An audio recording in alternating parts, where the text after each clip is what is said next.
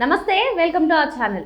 మరి సంక్రాంతి బరిలో victory Venkatesh, global star Ram Charan, అదేవిధంగా నటసింహం నందమూరి బాలకృష్ణ బరిలోకి దిగిన సంగతి తెలిసిందే. మరి ఈ ముగ్గురు చిత్రాల్లో ఏది టాప్ మోస్ట్గా నిలిచింది, అసలు కలెక్షన్స్లో ఏది నెంబర్ 1గా ఉంది తెలుసుకునే ప్రయత్నం చేద్దాం. దీన్ని పూర్తిగా విశ్లేషించడానికి మనతో పాటుగా ఉన్నారు ప్రముఖ సీనియర్ జర్నలిస్ట్ హేమసుందర్ గారు. వారిని అడిగి పూర్తి వివరాలు తెలుసుకుందాం. సార్ నమస్తే. సార్, సంక్రాంతి బరిలో ఈ ముగ్గురు స్టార్ హీరోస్ కూడా దిగిన సంగతి మనకి తెలిసిందే. మరి ఈ ముగ్గురు సినిమాల్లో ఏది టాప్ మోస్ట్గా నిలిచింది, కలెక్షన్ల పరంగా ఏది నెంబర్ 1గా ఉంది, దీనిపై మీ అభిప్రాయం ఏంటి సార్? అంటే అసలు 3 రోజులు 4 రోజులు 100 కోట్లు రావడం అనేది పెద్ద గ్రేటు.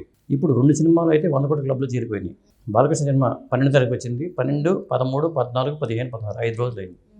5 రోజుల్లోనే దాదాపు 110 కోట్లు చిల్లర అన్నారు. కరెక్ట్ ఎగ్జాక్ట్ ఫిగర్ తెలియదు, కానీ ఇంత అమౌంట్ రావడం అనేది ఒక రికార్డు బాలకృష్ణ సినిమాల్లో. ఇక సంక్రాంతికి వస్తున్న సినిమా అది కూడా 100 కోట్ల క్లబ్లో చేరిపోయింది. ఎందుకంటే ఈ 2 సినిమాలు పెద్ద హిట్. ఇక గేమ్ చేంజర్కి వచ్చేసరికి ఫస్ట్ ఏమో వాళ్ళు ఏమన్నారంటే ఫస్ట్ రోజే 186 కోట్లని ఒక ఫిగర్ బయట పెట్టారు. ఆ తర్వాత లేదు 186 కోట్లు కాదు, అది 86 కోట్లు అని చెప్పి కొంతమంది అంటున్నారు. అది వివాదం ఉంది, ఇది కొంతగా రికార్డు కోసం అని చెప్పి చెప్పారని చెప్పేసి ఉంది. ఏదేమైనా కానీ ఒక 150 కోట్ల వరకు గేమ్ చేంజర్కి వచ్చినాయి అనేది వాస్తవం. అంటే దాని బడ్జెట్ 450 కోట్ల బడ్జెట్, అంటే రిస్క్లో పడినట్టే. గేమ్ చేంజర్ వరకు రిస్క్లోనే ఉంది. ఎంత కలెక్ట్ చేసినా వచ్చిన ఫిగర్లు ఎంత వాస్తవం అనేది తర్వాత తెలుస్తుంది. ఇప్పుడు వచ్చేసరికి ఈ 2 సినిమాలు పెద్ద హిట్ ఏదంటే మనం చెప్పలేని పరిస్థితి. అంటే ఒకటి మాస్ సినిమా, ఒకటి క్లాస్ సినిమా. ఒకటి మాస్ హిట్, ఒకటి class hit. Game changer release అయిన మొదటి రోజు నుంచి కూడా యావరేజ్ టాక్ తెచ్చుకుంది సార్. డాకు మహారాజ్, సంక్రాంతికి వస్తున్నాం సినిమాలతో కంపేర్ చేస్తే కలెక్షన్ల పరంగా కానివ్వండి, లేదంటే స్టోరీ పరంగా కానివ్వండి, ఏది నెంబర్ 1గా ఉంది? అంటే ఫ్యామిలీ ఆడియన్స్కి ఏమో సంక్రాంతికి వస్తున్నాం నచ్చింది. మామూలుగా బాలయ్య ఫార్మాట్, రెగ్యులర్ ఫార్మాట్లో ఉన్న సినిమా. అంటే 2 సినిమాల్లో ఉన్న ప్లస్లో మైనస్ చెప్తారు. ఇప్పుడు డాకు మహారాజ్ వచ్చేసరికి ఫస్ట్ హాఫ్ అనేది అద్భుతంగా వెళ్ళిపోయింది సినిమా.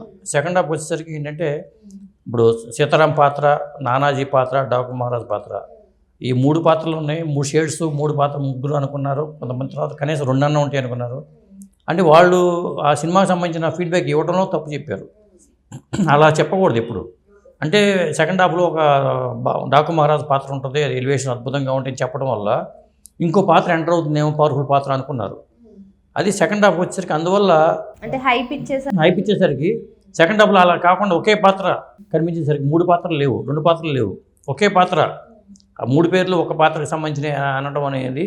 దాంతోపాటు సెకండ్ హాఫ్కి వచ్చేసరికి క్లైమాక్స్ అనుకున్న రేంజ్లో క్లైమాక్స్ లేకపోవడం అనేది ఒక చిన్న మైనస్ పాయింట్ తప్పితే, అంటే ఫస్ట్ హాఫ్ ఉన్నట్టుగా సెకండ్ హాఫ్ కూడా ఉన్నట్టయితే ఒక రేంజ్లో హిట్గా వెళ్ళిపోయేది. ఇక ఈ సినిమాకు సంక్రాంతికి వచ్చేసరికి అది కూడా ఫస్ట్ హాఫ్ అంతా ఫ్యామిలీ ఎంటర్టైనర్గా మొత్తం హిలేరియస్ కామెడీతో సాగిపోయింది. అలాంటి సినిమా క్రైమ్ ఎలిమెంట్లోకి మరి కామెడీ చొప్పించి సెకండ్ హాఫ్లో క్రైమ్ జనంలో నడపడం అనేది అది సెకండ్ హాఫ్ కూడా అది కూడా మైనస్సే. అంటే ఈ 2 సినిమాలకు ఉన్న మైనస్ ఏంటంటే సెకండ్ హాఫ్ కొంత వీక్ అయినా కానీ ఫస్ట్ హాఫ్లో ఉన్న కంటెంట్ వల్ల ఈ 2 సినిమాలు కూడా పెద్ద హిట్లు అయిపోయినాయి. మరి అనిల్ రావుపూడి F2, F3లతో వచ్చిన అనిల్ రావుపూడి ఈ మూవీతో తన మార్కును అందుకున్నాడా? ఖచ్చితంగా. ఎందుకంటే ఇప్పుడు దాకా వచ్చిన 8 సినిమాల్లో కూడా అన్ని హిట్లు అతనికి. అందువల్ల కామెడీని బాగా పండించగలడనే నమ్మకాన్ని ఖచ్చితంగా ఎస్టాబ్లిష్ అయింది. ఎందుకంటే ఇప్పుడు ఒక సినిమా పటాస్ దగ్గర మొదలు పెట్టుకుంటే రాజా ది గ్రేట్ కానీ, లేకపోతే సర్లేరు మీకు ఎవరు కానీ, మన భగవంత్ కేసరి కానీ, ఇప్పుడు ఈ సినిమా కానీ, F2, F3 కానీ, ఇలా చూసుకున్నప్పుడు అన్ని సినిమాలు కూడా ఫెయిల్యూర్ లేకుండా ముందుకెళ్ళటం అనేది. ఎందుకంటే కామెడీని ఎలా ఎస్టాబ్లిష్ చేయొచ్చు. ఇప్పుడు కామెడీ సినిమాల్లో మన లాజిక్ వెతకూడదు, ఆ లాజిక్ వెతకకుండా మ్యాజిక్ చేయగలిగాడు అతను. ముఖ్యంగా చినరాజు పాత్ర, వెంకటేష్ పాత్ర అదరగొట్టిస్తే ఆయన వెంకటేష్ కొడుకుగా బులిరాజు పాత్ర, ఆ బులిరాజు పాత్ర అనేది ఫస్ట్ హాఫ్లో, కానీ సెకండ్ హాఫ్లో కూడా బులిరాజు పాత్ర ఉంటాయి. కొడుకు తండ్రి ఏం చెప్పినా దాన్ని వెనకేసుకొచ్చు వచ్చేసి జనం మీద పడిపోయే బులిరాజు పాత్రను ఇరవై కుర్రాడు చాలా అద్భుతంగా చేశాడు. అలాగే ఐశ్వర్య రాజేష్ పాత్ర, అమ్మాయి పెద్ద అందంగా లేకపోయినా అద్భుతమైన నటనను చూపించింది ఐశ్వర్య రాజేష్. ఇక చెప్పాలంటే వీళ్ళ లవ్ స్టోరీ మన మీనాక్షి సోదరి పాత్రకి ఆ అమ్మాయి ఫ్లాష్ బ్యాక్లో లవ్ స్టోరీని పాట రూపంలో చెప్పారు. తన లవ్ స్టోరీ ఏంటనేది ఒక పాట రూపంలో చెప్పడం అనేది కొత్త ప్రయోగం అని చెప్పాలి. ఒకే పాటలో ఆ లవ్ స్టోరీ మొత్తం చెప్పేశాడు. అది అద్భుతంగా నచ్చింది. అలాగే సంక్రాంతి పాట తర్వాత అంతకుముందు ఇంకో పాట, 3 పాటలు అద్భుతమైన పాటలు ఉన్నాయి సంక్రాంతికి వస్తున్నాం. దాంతోపాటు బాలయ్య బాబు సినిమాకి వచ్చే దబ్బిడి దిబ్బిడి సాంగ్ అనేది అసలు మామూలుగా సినిమా ఎంజాయ్ చేయట్లా. ఆ బాలయ్య స్టెప్స్, శ్రోతిలతో బాలయ్య ఆ డ్యాన్స్ మూమెంట్స్ కానీ, తమన్ బీజిఎం అనేది బాగా అద్భుతమైన హైలైట్ అయిపోయింది. Okay sir. అందువల్ల ఈ సంక్రాంతికి వస్తున్నాం భీమ్స్ శ్రీలీల సంగీతం కానీ, తమన్ సంగీతం కానీ ఈ రెండు ప్లస్ అయినాయి. ఇక కథాపరంగా రెండు సపరేట్ జానర్లు కావడం కానీ ఏదేమైనా పై చేయి బాలయ్య సాధిస్తాడనిపిస్తుంది. నటసింహం బాలయ్యే అంటే మాస్ ఆడియన్స్, రిపీట్ ఆడియన్స్ ఉంటారు. ఇప్పుడు ఫ్యామిలీ ఆడియన్స్ అంటే ఒకసారి చూస్తారు, తర్వాత ఓటీటీలో వస్తుంది అనుకుంటారు. కాబట్టి మాస్ మెచ్చితే ఆటోమేటిక్గా కలెక్షన్స్ పరంగా పెరుగుతాయి. ఇంకొకటి ఏంటంటే బాలయ్య బాబు సినిమా హిందీలో రిలీజ్ కాల, తమిళ్లో రిలీజ్ కాల.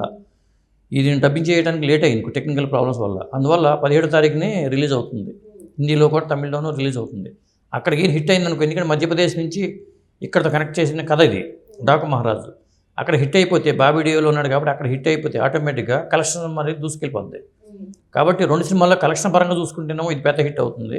ఫ్యామిలీ ఆడియన్స్ పరంగా సంక్రాంతికి వెళ్ళిన వాళ్ళు సరదాగా ఎంజాయ్ చేద్దామని చెప్పి వెళ్ళటం వల్ల సంక్రాంతికి వస్తున్నా కూడా కలెక్షన్ అద్భుతం కలెక్షన్లు ఉన్నాయి. రెండు పెద్ద సినిమాలే. మరి మొత్తానికి డాకు మహారాజ్ అండ్ సంక్రాంతికి వస్తున్న సినిమాలు మాత్రమే సంక్రాంతి బరిలో నిలబడ్డ పుంజులు అని చెప్పి సార్ చెప్తున్నారు. Thank you sir. Thank you.